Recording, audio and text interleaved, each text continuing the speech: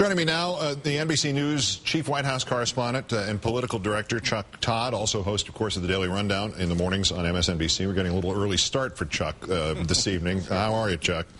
Hanging in there. All right, give us the White House perspective on this. There has been, from our end, just here at the desk in New York, there has been some conflict of information. What is their role? What is their point of view of this tonight? Well, look, I think, some people would look at it and say, okay, are we splitting hairs? Last brigade out, there are still troops in the country, in Iraq, that are associated with the combat mission. But in their minds, it's a little more than splitting hairs. That, look, this is like turning an aircraft carrier. It takes a long time, and that all of the troops will not be out until August 31st. It's something they want to reemphasize, and it's at that moment that we'll hear from the president. For instance, the president just got back from this cross-country campaign and policy trip that he just did. He won't address anything tonight. He's not going to address anything tomorrow. He goes on vacation to Martha's Vineyard for the next 10 days. But on August 30th and 31st, that's when we're going to hear from the president. Defense Secretary Robert Gates is going to be going over for the handover for the new mission on September 1st, as we heard the general that was just talking with Rachel a few minutes ago, for Operation New Dawn. So it is one of these things. They don't want to be getting ahead of themselves. They are aware that this brigade, and this is the last major combat brigade that is leaving the country, but they also don't want to leave the impression that all of the combat troops are out because of these support troops, whatever you want to refer to them. So I think it has more to do with the fact that they just don't want everybody getting ahead of themselves and realizing, hey, there's still 5,000 to 6,000 troops associated with the combat mission that are still there, that still need to be withdrawn. I'm confused, and to some degree, that the number of hairs being split might be 6,000 here. And I add to this, as I quoted before the break, this Reuters report that simply said the United States has completed drawdown of U.S. forces in Iraq to 50,000 senior administration official. Now, either somebody at Reuters got that off by 6,000, or somebody in the administration is off by 6,000. Is there a mixed message? Is the fuzziness deliberate, perchance, because they don't want to make that big a deal out of this, or what is actually going on, do you think? Well, I don't want to call into question the Reuters reporting. I can just tell you this. Our folks over the Pentagon are incredibly good at this. And look, we've talked to folks in Iraq, and we've heard tonight from folks in Iraq that there are still troops, more than 50,000 troops there. Everybody here at the White House tells me there are still an extra 5,000 or 6,000 troops. So that one report, frankly, might just be somebody who's assuming this last combat brigade represents all of the rest that were in there, and everything we're understanding is that's not the case. Still, let's remember, the last combat brigade is out tonight, and so we shouldn't avoid that big piece of news. That's still an incredibly important moment here.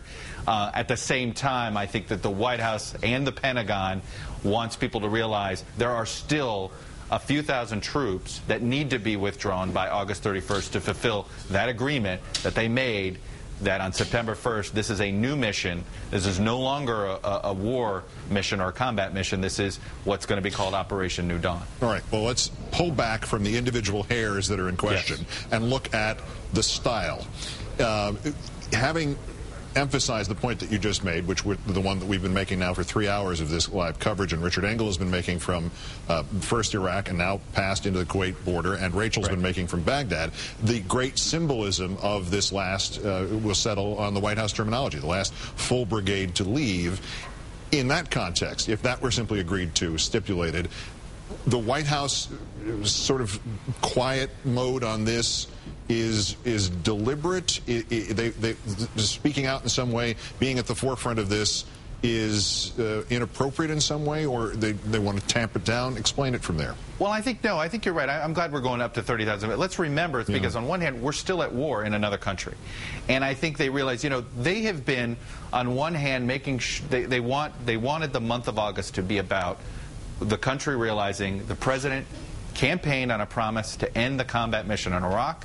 And on August 31st, 2010, he is fulfilling that campaign promise. And it is something we heard the president say in a speech 2 weeks ago when he made that speech in Atlanta to disabled veterans. He talked about it then. And he's going to talk about it again at the end of the month when the actual handover starts to take place. And we know that the defense secretary is going to end up out in Iraq as well to participate in that handover. But they know that this is sort of a tough message to send, because, yes, one war is coming to an end, but it's not as if we're declaring victory. You're not hearing anybody say mission accomplished, not from here, and you're not going to hear it from folks at the Pentagon, because, frankly, there is another war going on. And it's another war that is growing, that is becoming as divisive and as unpopular as the war in Iraq was 4 years ago, when the political campaign and the political career of Barack Obama started to take off. One more question, and I understand I'm not being contentious with you, nor really with the White House. I'm just trying to, I guess, just dig around and see if there is a story here or there isn't one, because our coverage began at 6:30 Eastern Time this evening, with not long after our first report from Richard Engel on the road, on the highway, on the way out of Iraq, with P.J. Crowley, who is an assistant secretary in the Department of State, in charge of dealing with the media, who did not seem to contest either the symbolism or the specifics, without putting words in his mouth. I don't remember him contesting either the symbolism or the specifics of how this was being characterized. Is there a disconnect between the State Department and the administration as a whole? You know, I don't want to get into that aspect, because I don't know the answer. I can't. Yeah, I'm not going to ask you to quote from the transcript by memory. I can't do it myself. No. What I mean is this.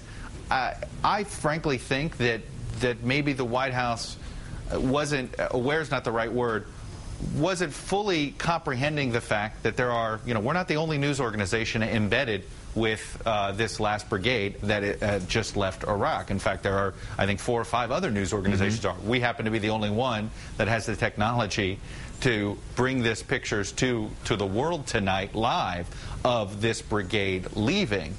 And you do get the sense, Keith, that is what wasn't fully comprehended. Okay. That, look, it's not as if this was a surprise to the military leaders in Iraq, to that brigade, that there were a lot of media embedded, whether it's the Los Angeles Times, which is up with a story, the Washington Post, the Associated Press. So it is not in that sense, and I think maybe this was a case where the White House and maybe some folks here on the Virginia side of the Pentagon or of the military establishment didn't quite comprehend what this moment was going to look like when it was broadcast on television. Well phrased as always. Chuck Todd, the senior White House correspondent for NBC News and host of the Daily Rundown here on MSNBC. All right, thanks, Chuck. Thanks for clearing it up. Get a nap. Okay. Get a good nap. Yes, sir. All right.